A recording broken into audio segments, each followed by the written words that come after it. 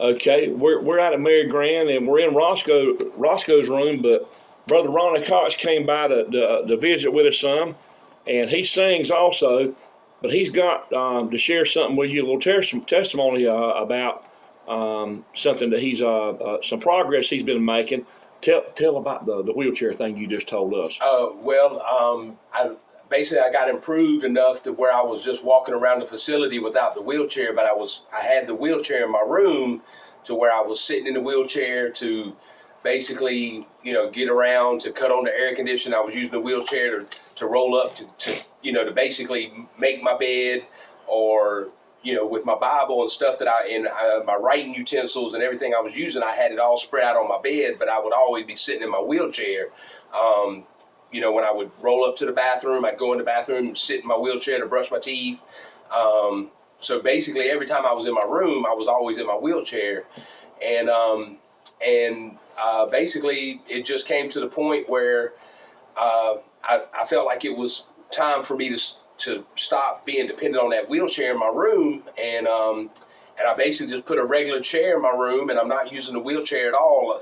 I'm standing up to go cut my air conditioner on and off. I'm actually this morning was the first time I've been able to stand. I stood and made up my own bed. I actually stood and brushed my teeth at the mirror. That was the first time I've actually stood to brush my teeth, and just doing things more. Now that I'm not using the wheelchair completely at all, and I'm just going to keep moving and keep getting stronger with God. Keep pushing me and keep going in the right direction. That's good. And when you came out here, how long ago was it when you come out here? I've been out here almost a year and a half now. When I first got here, I was put on the 100 hall for therapy, and at that time, I couldn't even roll in bed. I couldn't even sit up on the side of bed. My hands, I couldn't even hardly open up my hands. I couldn't use my hands. I couldn't sit up. I couldn't stand up. I couldn't use my legs. And just eventually just kept slowly, progress, and just keep moving, and kept working, and just with therapy, and to the point where I could just start doing little things, opening my hands to write. Slowly got to the point where I could stand with a walker and just walk a little bit at a time with the walker, and then progressively just kept getting better, kept getting stronger. At the time I was still using the wheelchair to get around the whole facility, but then I got strong enough where I could start walking with the walker and getting around with the walker from my room to the activity hall and places like that, where I didn't need the wheelchair as much. But then, of course, had to continue getting stronger and working to my way from using the walker to using a cane.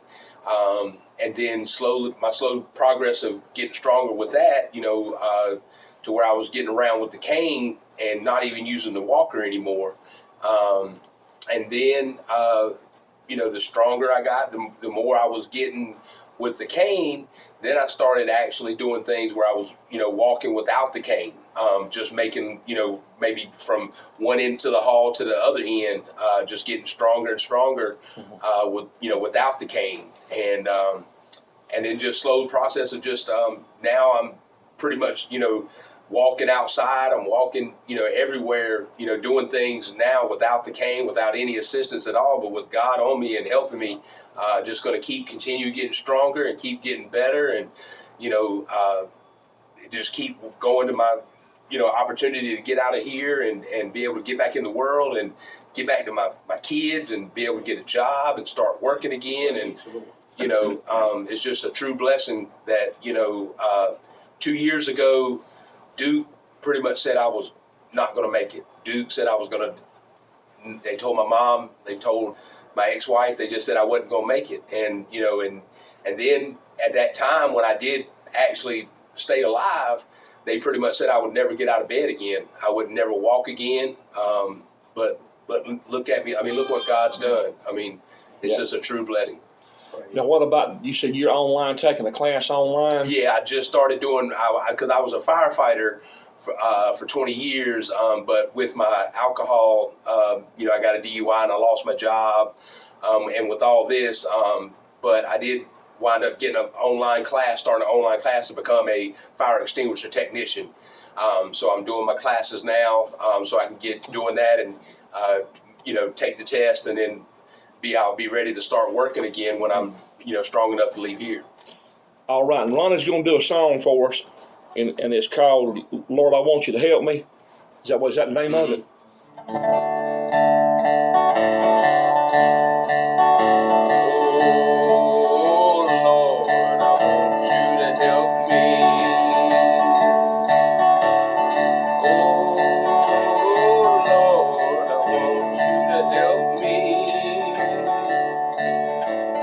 Help me on my journey, said help me on my way.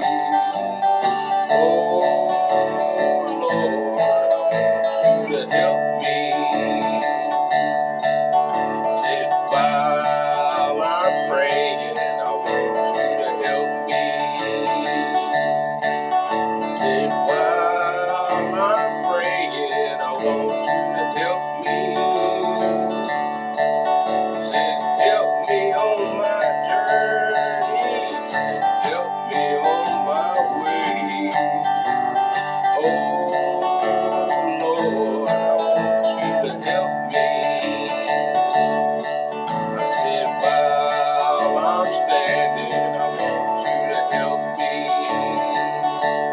I said while I'm standing, I want you to help me. Help me on my journey, help me on my way. Oh Lord, I want you to help me. I said while I'm walking, I want you to help me. I said while I'm walking, I want you to help me. I said help me on my journey, help me on my way. Oh Lord, I want you to help me.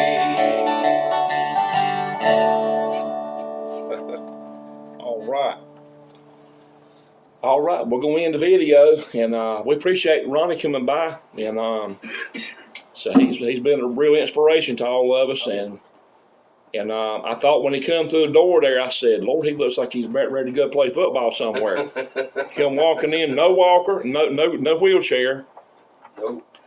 And now, tell us about how much weight could you lift at one time? Well, back in my benching days, I could bench almost 500 pounds. I was squatting about 800, deadlifting about 675. Wow. Now, you said on the 800, how were you doing 800 pounds? Squatting, no. Doing my squats. Now, how does that work? When you got the bar behind your back and you're just squatting down and coming back up. You mean you could actually squat down with 800 pounds and come back up? On your shoulder. Yep. Wow. Like standing up and squat? Yep. Mm-hmm. 800 pounds? Mm-hmm. Wow. Listen, I couldn't do it in my dreams. I couldn't even dream to do that. Yeah. Man.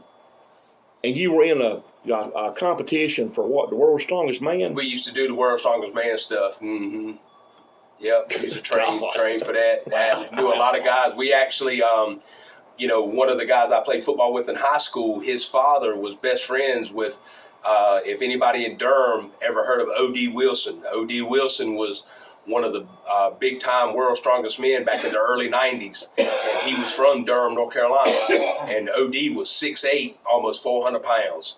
And that's a man to meet right there, buddy. That's a man right there. But a lot 6'8". of 6'8", 400 pounds. I'm not. I'm 5'8.5". Yeah, but he's all on YouTube. I mean, but it's just amazing to see somebody from my hometown actually, represent. He was all over like Japan and all over the world representing the world's strongest man. And you knew him? Yeah, yep. I actually, the night that eventually he did pass away, but the night he passed away, he was actually coming to watch us play football in high school. Wow. You know, because like I said, the guy I played football with in high school, his father actually helped coached him. Mm-hmm. So, It's amazing. Well, I'm gonna end the video and I'll post it on to your web thing, Okay. to your Facebook. So anyway, y'all have a blessed evening. Happy Memorial Weekend, everybody. God bless you. Later. You want to say anything else? Oh no, I'm good. Thank Like you. maybe you know your wife and your kids up north, they might see it. Oh yeah, well that ex-wife. Yeah, Right. Yeah, I do. I love just want to say I love everybody. Just love them all. Gotcha. Yeah. Okay, gotcha. Okay, all right.